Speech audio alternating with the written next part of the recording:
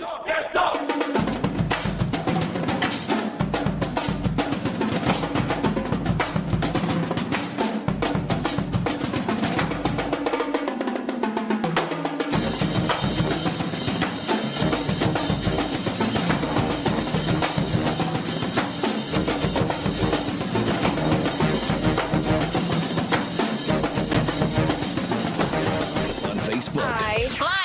liked it on Facebook. Follow us on Twitter. INSiiGHTS. Yeah. 2 I's in the middle. INSiiGHTS. All right, y'all.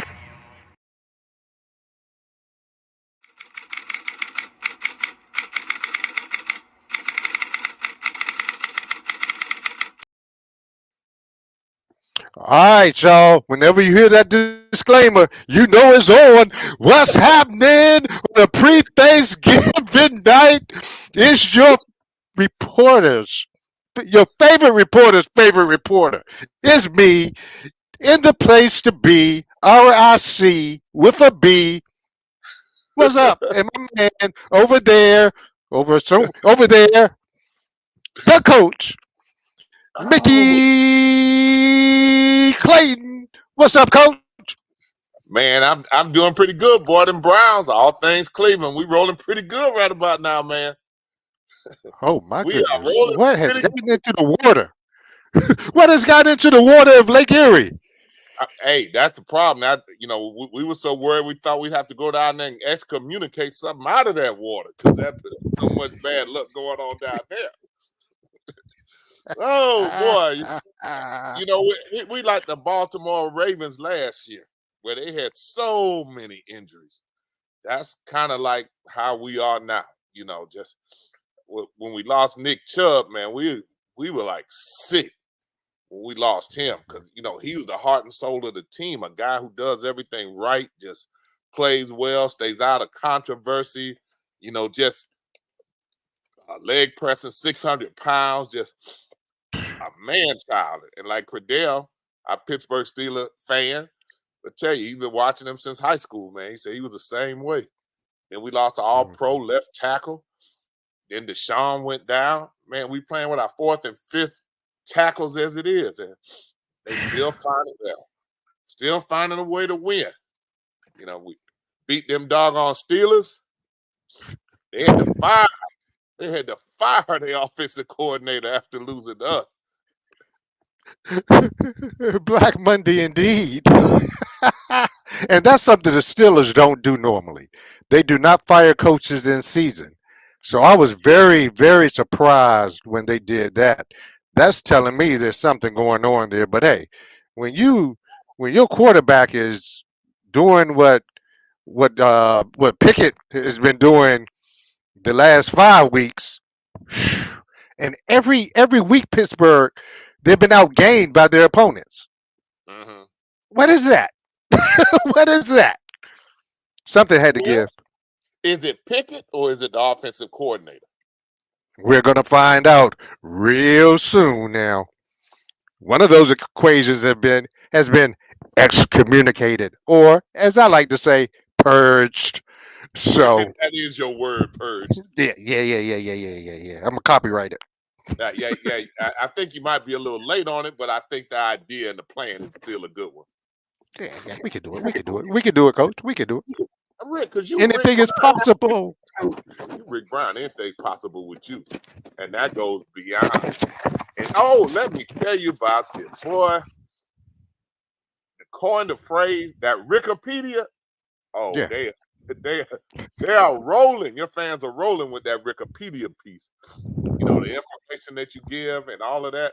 The Wikipedia, man, that's you always give us some knowledge. We're gonna get right back to the Steelers and the Browns, it's rivalry week and it's full of controversies on a lot of different things.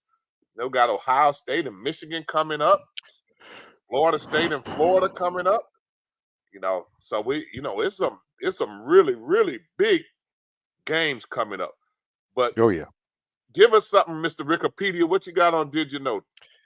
All right. After watching Monday night game, coach, where those Kansas City Chiefs receivers were just dropping passes and dropping more passes, Mhm. it got me thinking about good receivers. So, okay. So, did you know one amazing record that Larry Fitzgerald holds is that he has more tackles, 41 tackles in his NFL career. He has Mhm. more tackles than dropped passes. 28 drop passes. Who now? Who are we talking about? Larry Fitz, the wide receiver, Right. Larry Fitzgerald Right. has more tackles than drop passes in his career. Okay. Okay. Okay. I thought that was pretty cool. Yeah. Okay. Yeah. All round player. Now, the one I was talking about, the Chiefs, that really got me though. These receivers have been dropping passes. As I said, they dropped 6 against the Eagles. Hey, the But Browns we dropped about 8 against Pittsburgh. Mm. In Joko dropped about 6 himself. Our Miami receiver. But go ahead. Don't let me take nah, that spotlight. no. You good. You good. But they're not the worst receiving group that Kansas City has ever had. The 2014, did you know? The 2014 Kansas City Chiefs became the first NFL team in the 16 game season era to complete an entire season with no touchdown passes to a wide receiver. Wikipedia on it now. And also, Wikipedia. it was the last time not making the playoffs. So I the say 2014 group never, the wide receivers did not catch one touchdown pass. I thought that was amazing. Just who was quarterbacking? Rick Brown? Really? I mean, wow. hmm That's what I got. That's all I got today, Coach. Oh yeah, but A little football to stay with you. that's still pretty good what you had for us. That's pretty good there. Now you're gonna make me figure out who the wide receivers were in 2014 and who the quarterback was. I'm kind of curious about that. Mr. Wikipedia. That's some good stuff right there. You know, we had now tell me Mhm. we had the big game in Florida, Florida A&M and Bethune Cookman. We had over 50,000. We had a lot of people there. I mean, I told you this was the year of the Rattler. I'm just really feeling really, really good about this team this year. I just really am.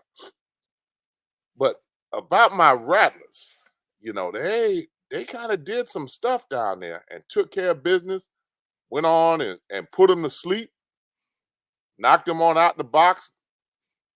That was the end of it. We didn't have to worry about it anymore. But we had so many people send us so much stuff. I mean,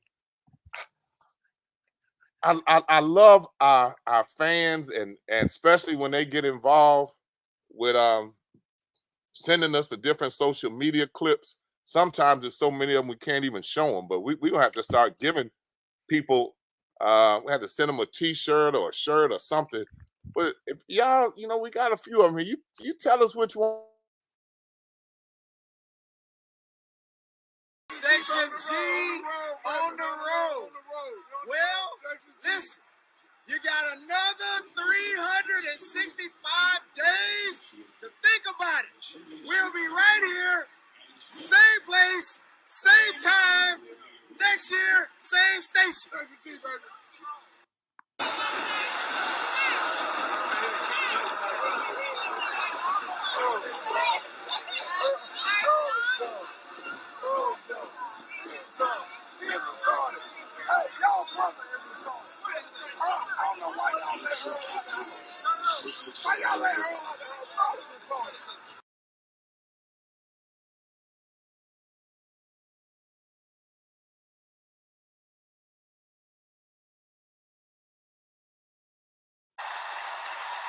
And Elijah Robinson sending out a all walk-on kickoff team in honor of the 12th man kick-on team that made its first appearance at Kyle Field against Cal to open up the 1983 season for head coach Jackie Sherrill, who was honored at halftime.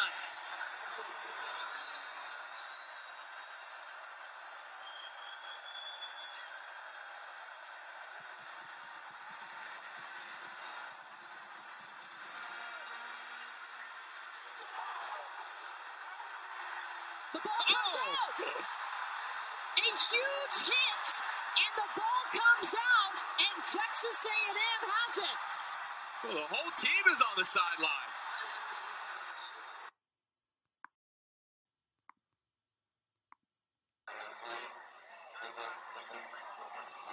Again, fans, you are asked, please do not play when the ball is marked for play. Southern.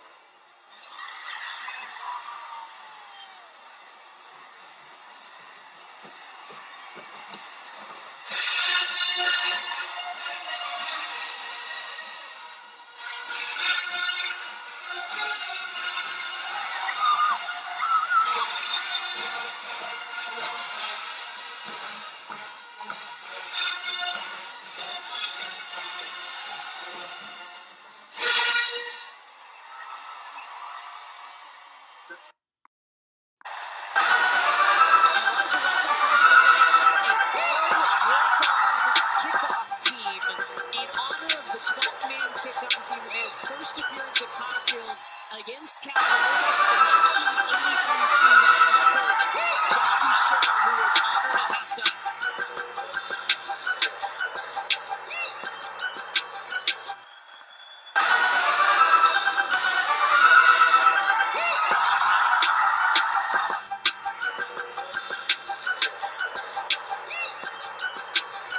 The ball comes out. A huge hit. And Texas A&M has it. Well, the whole team is on the sideline.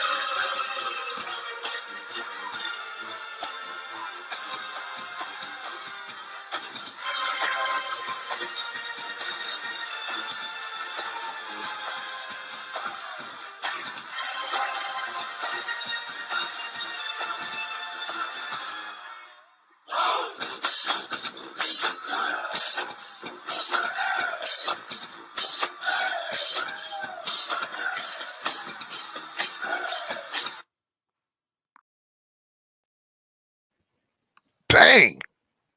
Deep.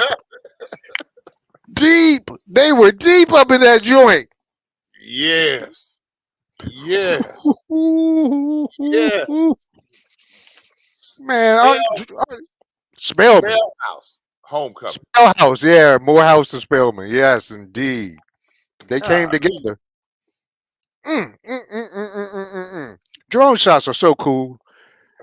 Catching that crowd over there. That was a great invention. That was great. That was great. Okay, for me, coach, the 12th man as a reporter, the all walk-on kickoff team, that was awesome. And then they got the fumble on top of that. That was pretty cool.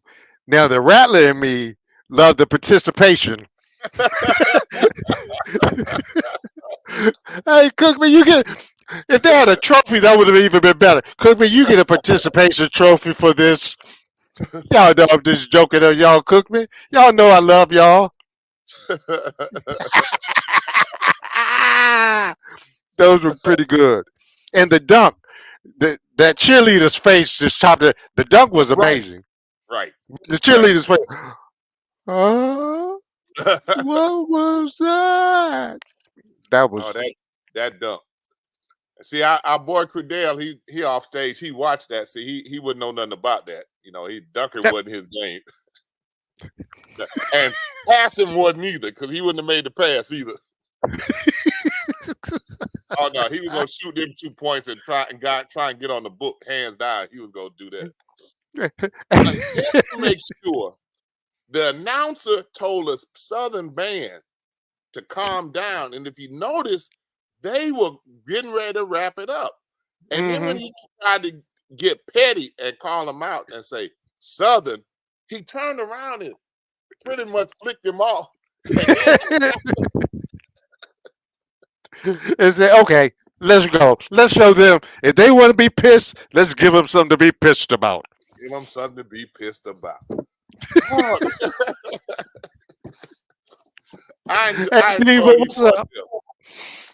Oh my goodness, that was pretty good. That was pretty good. Thank you all for sending them in. Keep on sending them in. We'll use them because y'all making me laugh like a mug. I tell you. Oh, then we got a special here from. Okay. What happens when you combine benchings, internet warfare, and basketball together? You have this week's episode of Drama in the Bayou. Man, there's a whole lot of drama surrounding the national champion LSU women's basketball team. Too much drama for this early in the season. First, LSU lost the season opener. Later, star player Angel Reese was benched in the second half of a game against Kent State and didn't play at all the next 2 games. And there is no indication on when the star will return to the team. You want me to explain why? It's very obvious Angel was not in uniform. Angel is a part of this basketball team, and we hope we see her sooner than later. Does that mean it was her decision? I'm not going to answer anymore. That's it. That's all y'all need to know. Okay? On top of that, a social media beef between Reese's mother and the mother of teammate Flau'jae Johnson erupted. Twitter beefs? Really? What is this? The making of a new reality show? Real Moms of LSU? Look, I've told my kids their actions reflect on their mother and me, so respect your last name. Parents of star athletes need to know the same thing. Anyway, that kind of drama can bleed over into the locker room and chip away team chemistry. That beef needs to end now. However, the mention of Reese is interesting. We really don't know why it happened, and we really likely will never know the true story unless Reese herself tells it all later. When you're the defending national champions, you're going to receive a lot of attention. This, however, is not the kind they wanted or needed. To be continued.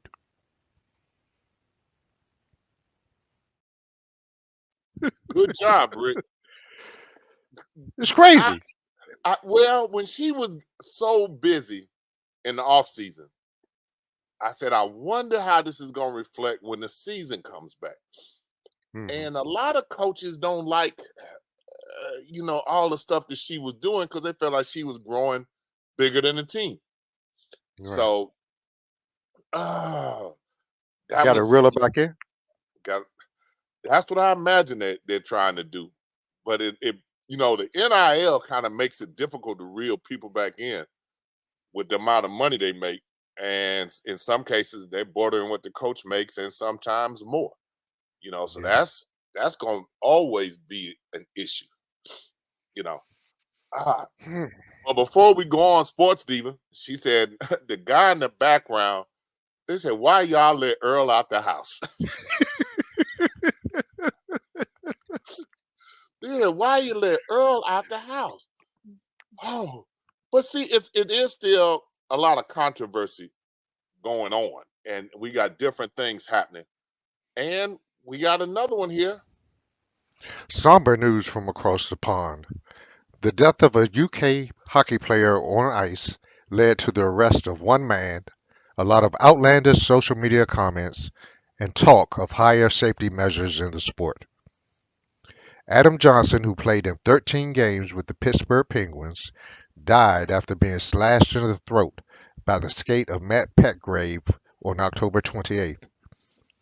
Johnson was taken to the local hospital where he died. 2 weeks later, Petgrave was arrested on suspicion of manslaughter. He was later released without being charged. The case is currently being investigated. The incident took place during the Nottingham Panthers Champions Cup game against the Sheffield Steelers of the Elite Ice Hockey League. Looking at the video, Petgrave went to check a player but appeared to clip a skate. His leg came up into Johnson's throat. X, the social media platform formerly known as Twitter, did what the platform is known to do, send people into a frenzy. Tweeters were mad at everything from Petgrave not being named in reports initially. UK law states that until a person is charged, they will remain nameless. That if Petgrave wasn't black, he would have been named and charged much earlier. That it was an intentional action. Mad at Steelers fans for giving a standing ovation at a picture of Petgrave at a later home game. And other posts not worth giving attention to, not on my platform. It is tragic that a person was killed during a game, any game. There is talk of requiring players to wear neck guards for increased safety measures. It may prevent future tragedies of this kind. Prayers go out to the Johnson and Petgrave's families. Their lives have been changed forever. That's a pretty somber report there, Rick. No. Yeah, Twitter X blew it up. I mean, anytime you get a death in sports, it's tragic. It's tragic. The way this happened, and if you see the video, I mean, there's enough videos out there that cut it before you actually see the slash. But it's hard to tell if it's so awkward the way he did it. But you have to remember, he's on skates. That is ice. I've seen people slip on ice just walking and legs flying up everywhere. You don't have any control.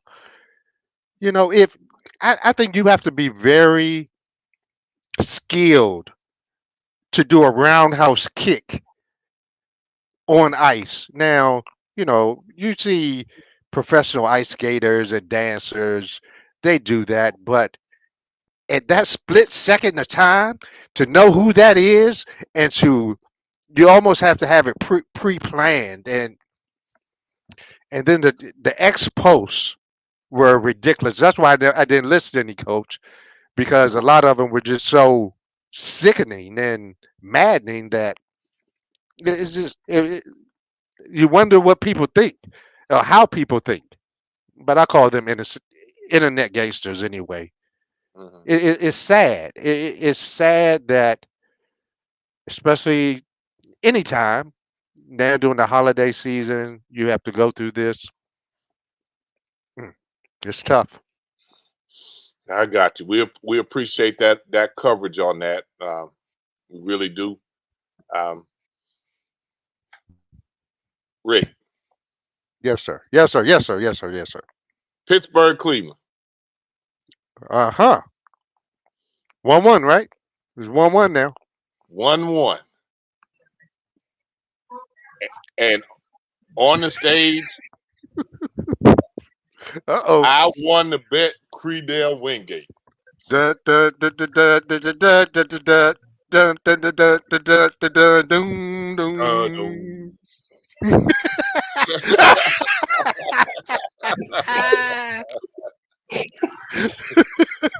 Welcome, Creedale. Welcome, my friend. Good evening, fellas. How are you guys doing?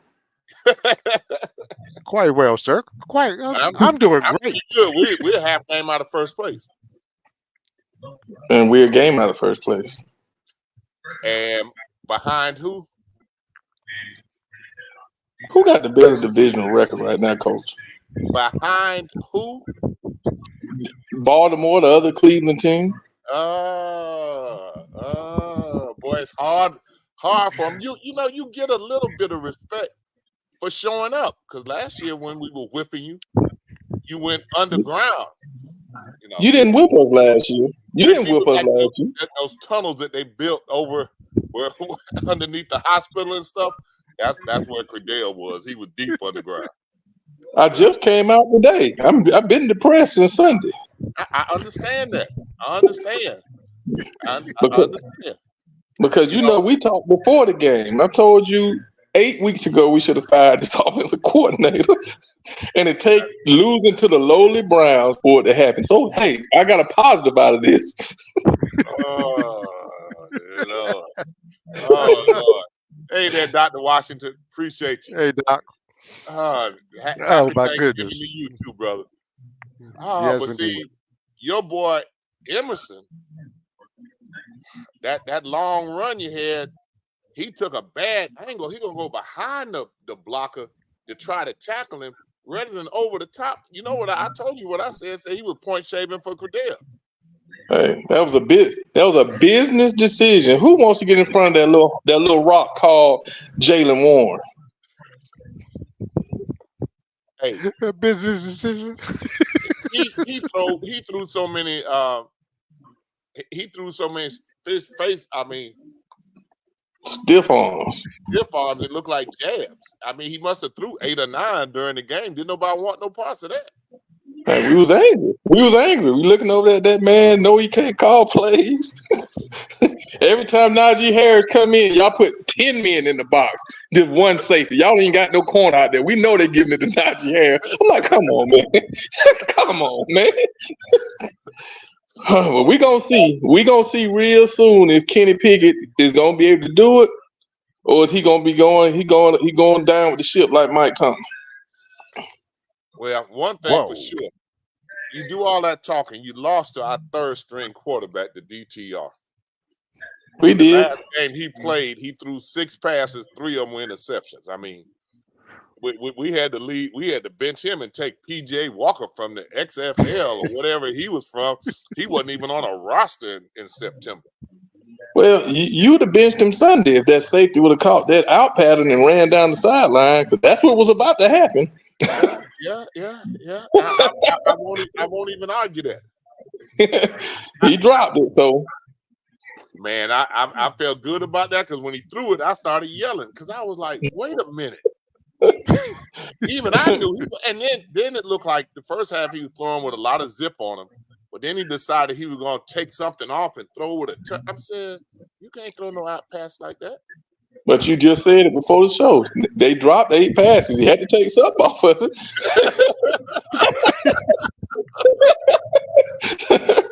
Hey, you were frustrated too. You just didn't show, man. I had to lighten it up. These boys can't catch it.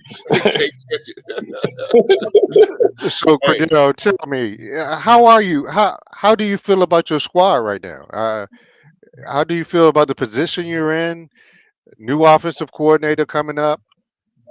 Honestly, I feel like we're not where we should be, because if we had a decent enough offense, we should be about 8-2. But we're right where we need to be for the offense. I mean, we got historically low numbers across the board offensively. If we didn't have a halfway decent defense, that record would be reversed. We'd be 4-6. Yeah. You know, but with the schedule we got coming up, we got Cincinnati twice. They have a backup quarterback. Hopefully we can do something with that. You know, and then we have Arizona. Now that's going to be an issue because the militant midget back quarterback, Kyler Murray. You know, and he runs all over the place. But we really should outmatch them too. You know, then we got the Colts. The Colts has Gardner Minshew. I don't really consider him a backup because he's got so much experience. So that's in Indianapolis. So that's going to be kind of a fist fight. I can see 3 or 4 squeaking out 3 or 4 more wins, maybe getting to 9 or 10. Tomlin's record of not having a losing season or stay intact, but it's all going to depend on what this offense going to do. You know, we don't even throw the ball down the middle of the field. That man didn't call plays for us to throw. Everything is outside the numbers. You know, and it's just simple. You see Najee Harris in there, they're going to run. You see Warren coming in. Warren seemed to be more effective because you're not really sure. Are they going to throw screen passes or are they going to hand it to him? They don't do that with Harris. Right. He's strictly in there like he's Earl Campbell, and that's just ridiculous, you know. So I like I said, I can see. I started off the last show telling you 12 or 13 wins, but that's because I was optimistic about that offense we saw in preseason. Boy, after that San Francisco game, I changed my mind real quick. I was like, oh man. Well, Fidel, tell us who won the bet. I'm gonna ask Rick. Rick, if I bet you, say we gonna use a Bethune-Cookman FAMU example. I say, you say I got Bethune-Cookman. I say I got FAMU, and I'm gonna give you 3. And I win 17-14. I gave you 3. Who won the bet? See, that's a push. That's a push. In betting terms, it's a push because 3 is the limit. So the winner either has to get under 3 or over 3. What does a push mean? I'm confused. Push means it's a tie. No one wins. He's saying it's a tie. Right. He's saying it's a tie. So basically, that 3 really is 1 or 2. It's not really 3 then. You see what I'm saying? And that's why a lot of if you win by 2.5 or 3.5, then you won't get that. That's why the houses say 3.5, and they don't say 3. They usually use a half point. Right. Because okay. So you saying it's a push? I'm gonna go with that. But I'm gonna go with that. I'm not gonna argue that. So nobody lost.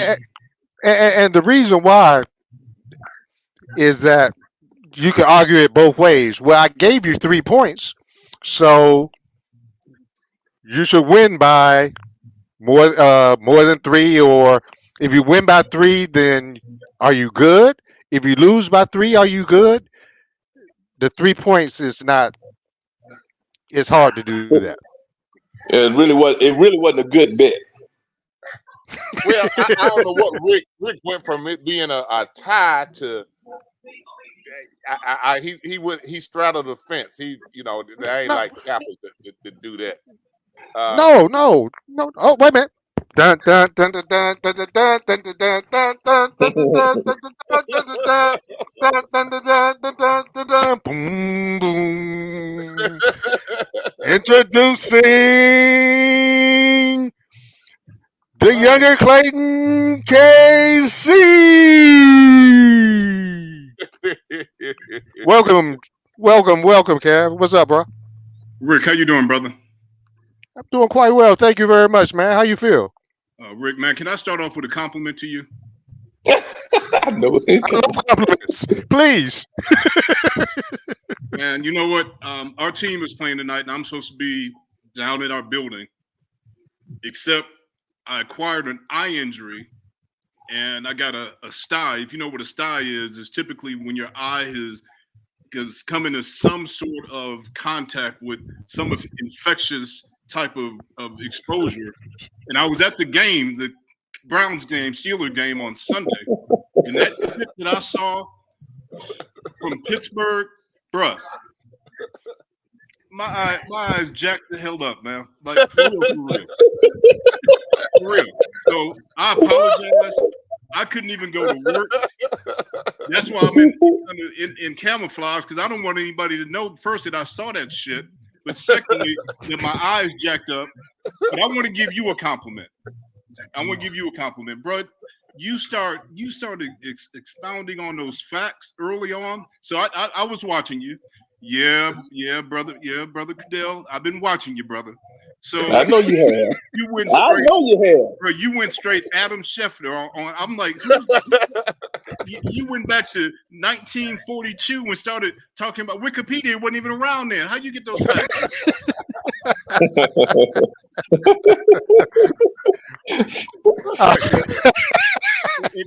And although it was a solemn moment, but when you said we're gonna take a look at what happened over the pond, I'm like, where the hell this brother come from? The pond I got, man, there was some frogs and tadpoles in my pond.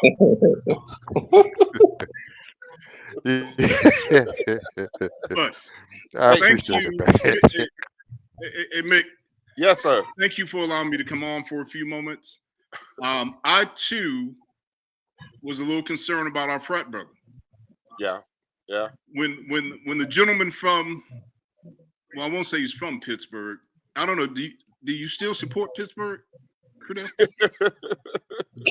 Kevin Clayton, stop with your mess now. So the gentleman. I want to see you in the playoffs. That's what I want to do. No, you want no parts of that. So the gentleman that supports Pittsburgh. Interesting. He tried to sneak one in on me behind my back. Hey, Rick, what you think, man? I got myself out here in these streets, man, and I made a wager, and I don't even understand how betting is, man. The dude gave me 3 points, and I started talking all this shit, and you just heard him again. Like, what does that mean? And then you shifted on us, Rick. You were clear. You said that was a push. That's a tie. No one wins, no one loses. And then you were like, well, right. 3 points could be 2 points. It could be 4 points. 2 times 2 could be 8. No, I said the reason why you both of you Claytons, y'all took it as me waffling. No, I was explaining why you don't do that. No, because he did do that. He did. Right. Do that. I didn't know that. I was just saying that's why you don't do that, because you could do that. Because that could happen. It is a tie, and nobody collects either way, right? Don't listen to that. In the world of betting, correct. So, Rick, I sent this brother right out of Vegas the details of what betting defines. I sent him off the streets what it meant to give points. So he thought that I gave 3 points, but that meant it was 4 points. That meant you had to win by more than 3. No, brother, that ain't what it is. 3. If I give you 3, I give you 3. I don't give you 3.5. That's what the half point is. That's what a half means. You got to win by more than that. It's okay. It's okay. But I got to be honest with you. Well, first of all, you won the first game, right? Yeah. Yep. And you got paid, right? Yeah. Hey, reluctantly, I did. But yeah. I'm sorry. Did you get paid or not? Yes, I did. This sounds like, wait a minute, I gave you 3 points, but I got paid for what? I mean, what is it with the math that is a struggle for you? Well, listen, my team won by 4 the first game. There was no question about who won that bet. And you got paid. But this bet was in question. In your mind, it was in question? No. If you'd have got the safety, it'd have been all good because you had a safety. Y'all just didn't review it. So here's how football works, bro. It's not if, woulda, coulda, shoulda. You came to Cleveland. We whipped your ass with a third string quarterback. You didn't whip nobody. You gained 60 yards of offense the whole second half. You didn't whip nobody. And it was enough to win.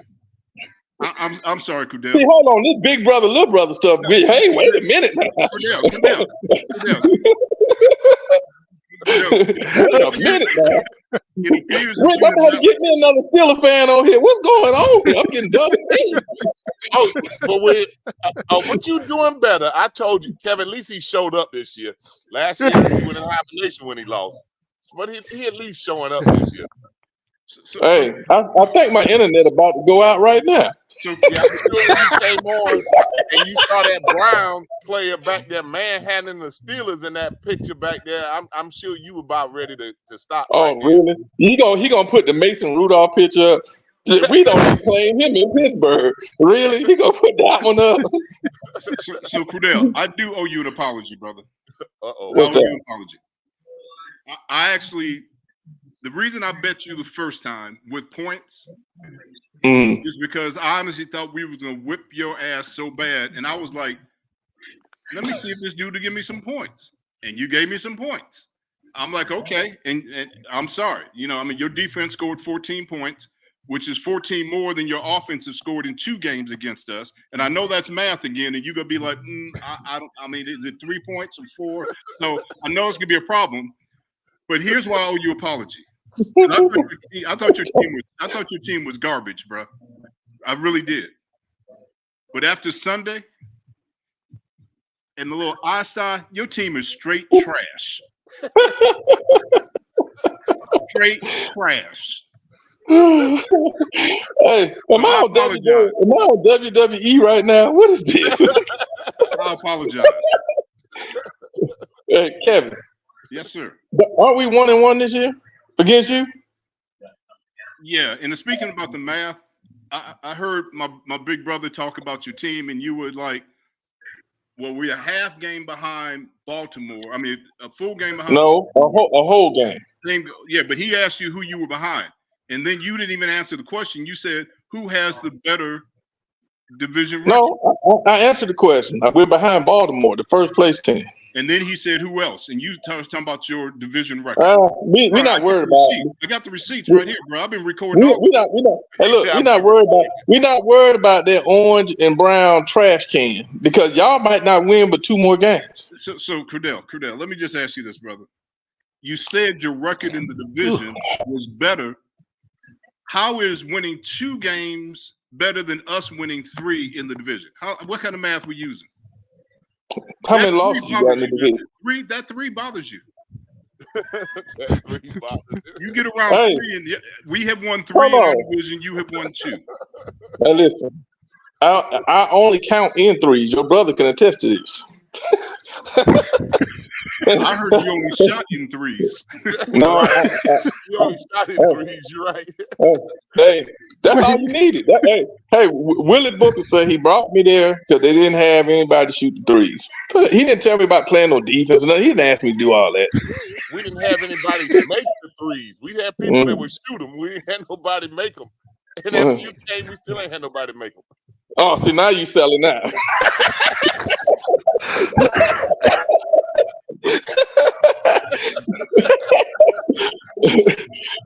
Hey, I don't have to take this abuse. What you trying to show off your brand? What? Oh my goodness. Okay, so hey, Cav, tell me. I asked Cordell this earlier. How do you feel about your team right now and moving forward, going to the second half of the season? Yeah, I firmly believe that we are going to win the Northern Division. This man ain't realistic. Rick, let's go back to Wikipedia, bro. Wait, I want to make sure I heard what you said. You're going to win the Northern Division, okay? Right, because right now we have the 3rd best record in the AFC. And the only reason we're half game behind Baltimore is because they haven't taken their bye. They have played 1 more game than us. All right, they're 8-3, we're 7-3. All right, when I look at who's ahead of us on the schedule, unlike the gentleman from the Pittsburgh area, we're not going to squeak in 3 or 4 wins. All right, I can name off the wins for us. We will win in Denver this weekend. We are staying out. The team is staying out in LA on the West Coast. We will beat the Rams. Houston is going to be a challenge just because. We will beat Cincinnati again. We will beat the Jets. And that's 5 wins there, bro. Silence, Credell. Silence. Boy, I ain't used to that. Silence. Because I'm just sitting here listening to this foolishness. I'm trying to soak it all in. Cordell, I just didn't espouse numbers, bro. I gave you the games in which we're going to win. Are you going to tell me we won't beat the Jets? Well, he also said he was going to sweep the Browns too. So y'all done tiptoed in a win, and y'all just celebrating like y'all done won the Super Bowl. Cordell, the first win, you got 14 points from your defense. Okay, that was with your first team offense. Wasn't no excuse for doing it. Is that not tiptoeing? Oh, we've tiptoed all year. Yes, you have. We've tiptoed all year. See, I'm not delusional. I know our offense is in question right now. You being delusional. With DTR, y'all can't hardly move the ball. Who you gonna beat like that? We beat Pittsburgh. We couldn't move the ball either. Both teams come in with 260 yards of offense. That's ridiculous. And Pat Mahomes will throw for what we combined as both teams in one game. Both teams were pathetic on offense. Both. You saying now that you're a Chiefs fan? What you saying? No, not at all. Okay, not at all. Let's stay focused, man. Not at all. But you got to come off. You got to come off the delusional beliefs. Do you we're gonna win? I'll give you the Jets. I mean, Rickers can beat the Jets. Okay, so that's one. Do you think the Rams are gonna beat us? That's a possibility. Do you think Denver's gonna beat us? Strong possibility. Do you know anything about our defense, bro? I know that you're not as invincible as you think. I mean, I've seen Baltimore get over 30 on you. Indianapolis get over 30 on you. Wait. But you can't. But you making it sound like you lights out Baltimore 2002 defense when they're not going. They're not getting over 15. I'm talking about I'm talking about today. I'm not talking about 2002, 2022. No, but that's what you're imagining. That's what you're imagining. Your defense, you have a good defense, but you don't have an invincible defense. Yeah, our defense got your OC fired, didn't it? Our OC should have been fired 8 weeks ago. Yeah, I could name we made it game. We made it clear. Goodbye. No, you actually helped us. I thank you for that. Thank you. I've been complaining about that all year. You helped us. Thank you. So then send me the $200 from the bet since I helped you. Maybe some services rendered. Look, you get that 200 when you prove that Todd didn't block your dunk. Oh. Whoa.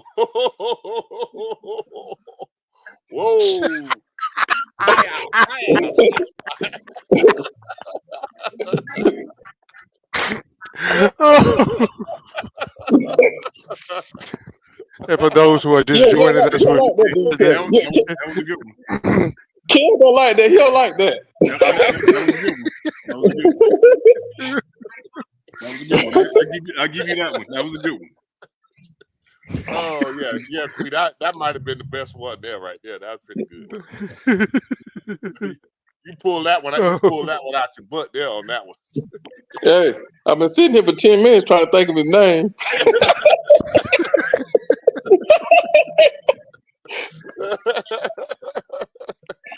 Yeah, so we'll have Mr. Lampley hopefully on one of these shows at some point. Yeah, we got to get Mr. Cowboy, America's team. We got to get him back on. You got to get him before the playoffs.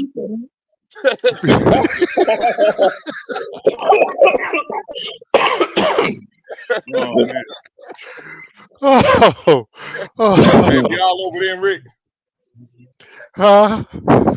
What you say? Like Tampa was all excited when they started the season off hot, and we told them, said we've seen that with Baker. Now he good for about 2 or 3 weeks, and after that he gonna fall off the cliff. He's gonna Baker. Yeah, he's gonna Baker. You know about Baker now. You know about Baker. He costing them games right now today. Kev, Ohio State and Michigan. Yeah, this could be a tough one, man. Yeah, but yeah, I think Ohio State wins. We got Ohio State has a serious defense. Where's the game played at? Is it in the big house? Well, it's in Ann Arbor. I mean, the hell you gonna call it a big house? The big house. It's in Ann Arbor. Oh, you a Michigan fan? You a Michigan Ohio, fan? Florida State fan, buddy. Oh, y'all in a little trouble, don't you? Man, Florida State dropped out of the top 4. Now they got them 5, don't they? See, but they knew that that this weekend will shake it all out. Because one of those teams, Ohio State or Michigan, got to lose. Somebody got to lose. That's true. You know, the Florida State, what they don't need to happen is Alabama beat Georgia. Even if they go undefeated, they'll leapfrog undefeated Florida State with a backup quarterback for Alabama if they beat Georgia. You know, so I know so. That. If you beat Florida and beat Louisville in the ACC title, you're in. You're in. There's no way they're going to leapfrog a one-loss team. Hey, Goodell, was Florida State beat a team with a winning record? They beat LSU 45-17. And what's LSU's record? 7-3, 6-4? Yeah, something like that. But they got the Heisman Trophy winner clearly. But they probably going to jerk him because they got the 3 losses. But he's clearly the best player in the country. You are amazing with your eloquent way of dodging a question. Yeah. How do we get on Heisman Trophy when I'm just saying your team, Ohio State? Matter of fact, now I'm thinking about it. Who you are? I guess I'm assuming you like the suck eyes, but who they beat? Because Michigan hadn't beaten anybody, so we know that. So we went to Notre Dame when Notre Dame was 5th in the country. We beat them on their field. How many losses do they have? One. When Penn Notre Dame has lost more than once. They got beat at Clemson. Math is a little challenging for you, so nobody's gonna believe that. Nobody's gonna believe I know it. That's why the Notre Dame has lost 3 games. So they've lost 2, and I'll bet you they lost 2. I'm not betting you because you don't know nothing about the points. Hey, and I'll give you 2 games.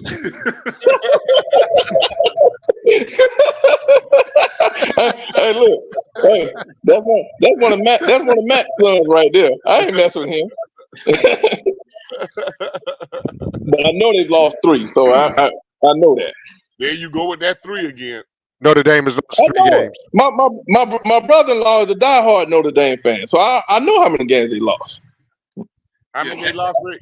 But bro, at the time, 3. They weren't defeated. But at the time we played LSU, they were in the top 5.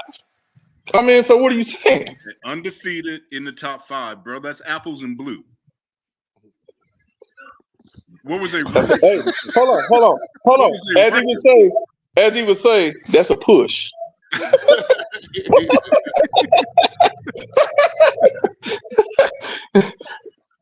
No, if Florida State had not lost their quarterback, they were definitely a shoe-in.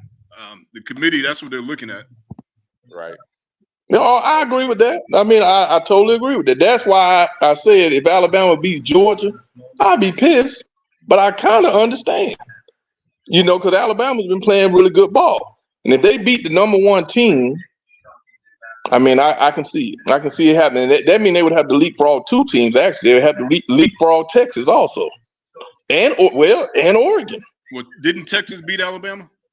They did. They did at Alabama. At Alabama. So I mean, does Oregon have to play Washington again in the Pac-12 championship, or are they on the same side? No, they have to play each other. They have to play again. Mm-hmm. See, it's gonna shake itself out. If Florida State keep winning, they'll get back in the hunt. Yep. Yeah, I heard a guy today try to say, they're looking at them as TCU from last year with a backup quarterback. I'm like, I think you're selling them a little bit short. They got more talent than just what we had at quarterback. They got 4 great running backs. They got receivers. They got a good defense. But we'll see. So what you're saying is you can win with your backups, right? Oh yeah. And be pretty dominant, huh? I'm not saying dominant. Win. Hey, 1 or 100, a win is a win. Okay. Just win, baby. How deep? That's it. Hey, win and move on.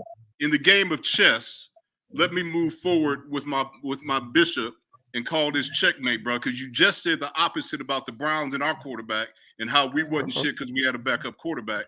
You just no, said, y'all ain't, no. You misunderstand me. I said y'all ain't shit because y'all ain't shit. Oh, y'all yeah, now I understand that. Okay, I just want you to let's be clear about it. It don't matter if Brian Sykes is under center or Kozar or whoever the hell else y'all got. Y'all still the Browns. And y'all ain't shit because you ain't shit. Right. That's just what it is. And where are you in the standings?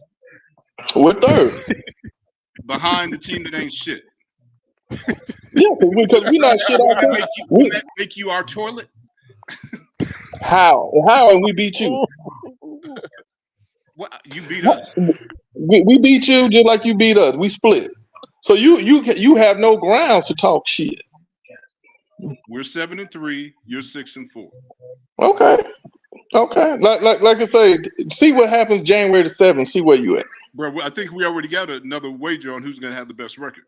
How many points is on that wager? Let me get that clear.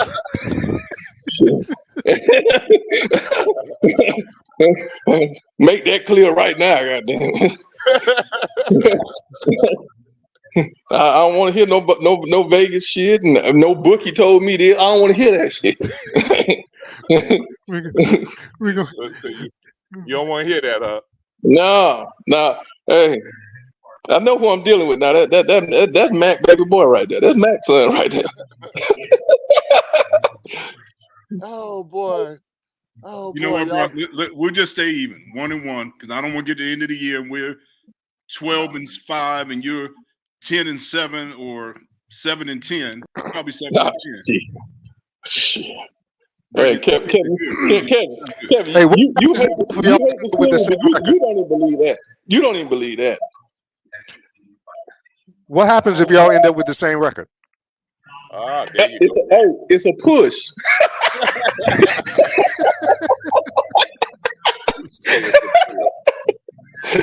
Hey, Rick, if we end up with the same record, I will walk to Tallahassee. Well, you might as well get them damn boots out and get to walking. Oh, that's a big statement there.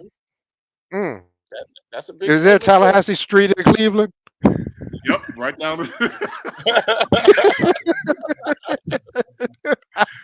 Come on, Rick. Hey, I'll meet you on Juanes Way. He got to come to Atlanta to get there.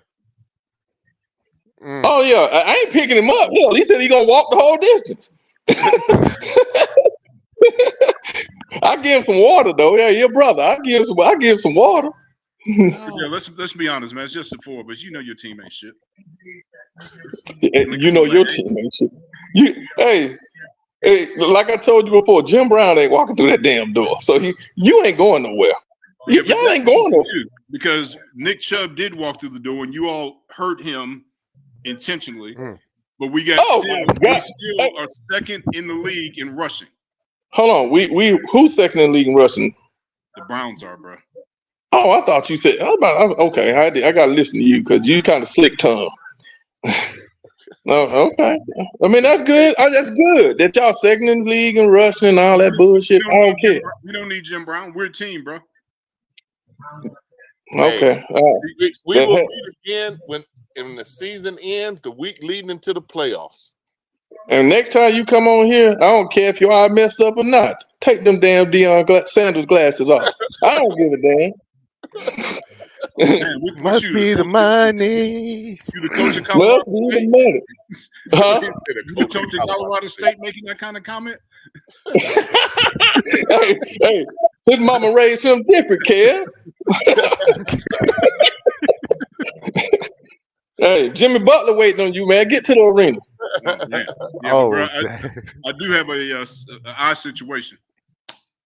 I got you. I hope you feel better. I hope you feel better and your team steals some dog shit, so I don't care. Damn. We will meet the week leading into the playoffs. We got to get tied on. So we can talk about this block. Yeah. Hey, what do you say? He didn't want to be America's team no more. He said, everybody want to beat you when you're America's team. Hey, Coach, make sure you ask Todd the night before the Cincinnati Bengals game in the Browns. And Crudell, you'll appreciate this, maybe. Todd brought a whole busload of folks up here from Dayton and Cincinnati, and they were talking trash about us, the Cincinnati to beat Cleveland. Mm-hmm. So Then Todd didn't, Todd looked like the Cowboys. So I'm like, Todd, we will have a better record than the Bengals. Oh man, you crazy. So he put 100 down on it, Credell. Hey, how many games did you give him? Because you like that. You like to do little slick with it. How many games did you give him? I'm gonna have to ask him about that. Yes, sir. A whole bus. A whole bus, huh? A whole bus full of people from Cincinnati. Hey, I got Denver this Sunday. I'll give you 7 right now. Oh, look, you took the glasses off. Put them back on. Put them back on, Kev. You didn't hear that. You didn't put them back on.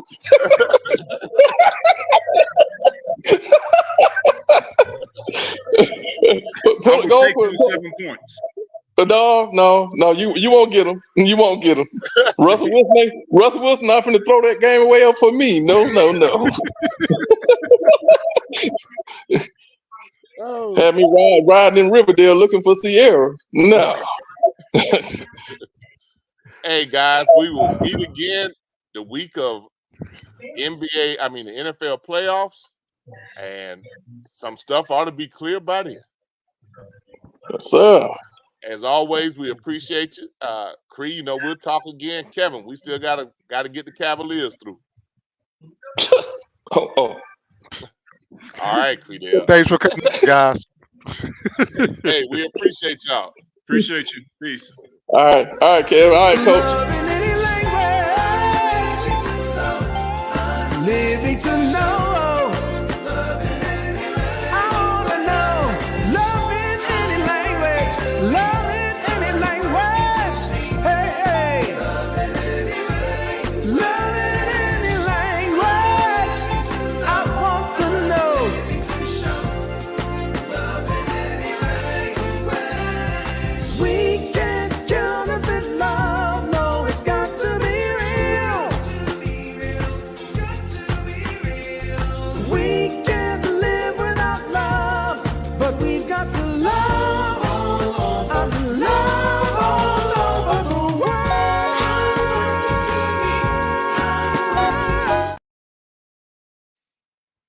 He lasted 20 years.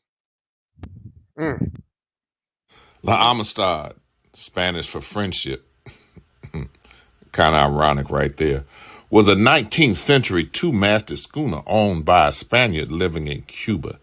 It became renowned in July 1839 for a slave revolt by Mende captives who had been captured and sold to European slave traders and illegally transported by a Portuguese ship from West Africa to Cuba in violation of European treaties against the Atlantic slave trade. Spanish plantation owners Don Jose Ruiz and Don Pedro Montes bought 53 captives in Havana, Cuba, including 4 children, and were transporting them on the ship to their plantations near Puerto Principe. The revolt began after the schooner's cook jokingly told the slaves they were to be, quote, killed, salted, and cooked. On or about July 1st, once free, the captives below quickly went up on deck. Armed with machete-like cane knives, they attacked the crew, successfully gaining control of the ship. Under the leadership of Joseph Sinkay, they killed the captain, as well as the ship's cook, Celestino. 2 slaves also died. 2 sailors and Jacinto escaped in a small boat. Ferrer's slave mulatto cabin boy Antonio was spared, as were Jose Ruiz and Pedro Montes, the 2 owners of the slaves, so they could guide the ship back to Africa. While they demanded to be returned home, the navigator deceived them about the course and maneuvered the ship north along the North American coast until they reached the eastern tip of Long Island, New York. Several boats came across them around August 21st, 1839, when she was discovered 30 miles southeast of Sandy Hook, and they supplied the men with water and bread. When they attempted to board the pilot boat to escape, the pilot boat cut the rope that was attached to La Amistad. The pilots then communicated what they felt was a slave ship to the collector of the port of New York. 2 days later, The pilot boat came across La Amistad when she was 25 miles east of Fire Island. They wanted to put a pilot over. Man, La Amistad. They killed. See, that's why you don't talk trash to people, especially if you feel they're below you, because once you start falling, they go that cook talking about what he was going to do. See, his life could have been spared, but nah, he wants to talk smack. Yeah, we're gonna cook y'all. Mm-hmm. And look at him, he got cooked. Didn't he? Dummy. Didn't he? Man. Hell, Crazy. you know that thing was so hot, boy. They made that movie off of it. You know, La Amistad. Rick, we covered a lot here today, and I appreciate you as always. Every time we get those NFL fans that Cree and Kev have something going, it's a good thing we don't have Todd on. What he say? I paid a bit when you prove he didn't block your dunk. Oh my goodness, this is fun. This is fun. This is fun. Heck of a show. Coming out tomorrow. We got the Claflin Athletic Show comes out tomorrow. Did Sights and Sounds of Claflin Homecoming. Was in Orangeburg, South Carolina this past weekend for the basketball homecoming, and driving up before we got to the facility, man, traffic was backed up. You couldn't get in. They had a tailgate going that was huge. Man, I was so proud of them. They had it going on. And their alumni were in there, and fraternities and sororities. And I have to give the AKs the credit. They had the most laid out tent, and everybody in there, all the Ks had on their pink and green. Everybody else was kind of mixed up, but the Ks were the Ks, and they were together, organized.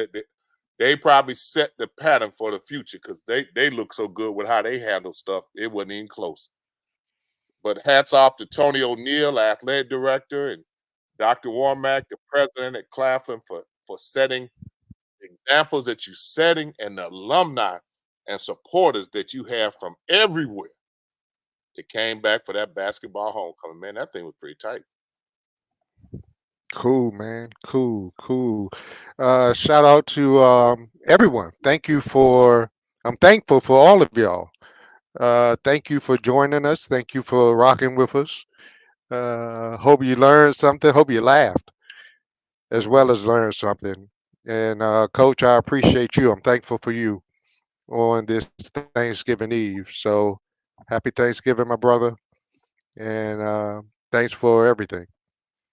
I appreciate you. Watch you grow as a student, and a little pestering sports reporter, pestering people.